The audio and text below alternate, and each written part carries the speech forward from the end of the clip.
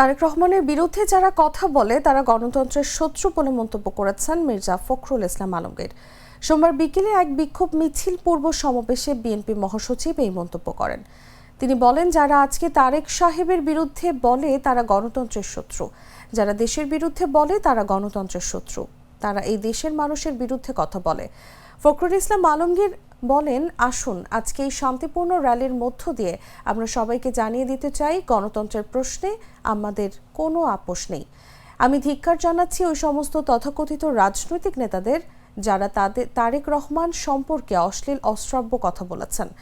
একই সঙ্গে নেতাকর্মীদের উদ্দেশ্যে মির্জা ফখরুল বলেন, তাই বলে আমরা তাদের বিরুদ্ধে অশ্লীল অশ্রাব্য কথা বলবো না, এটা মাথায় রাখতে হবে।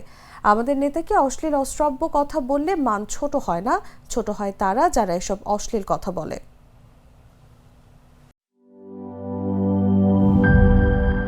বান্ডেল থাকলে প্রতি সেনমানিতে টাকা বাঁচবে। বিকাশ সেনমানি বান্ডিল কিনে জিতুন প্রতি লেনদেনে।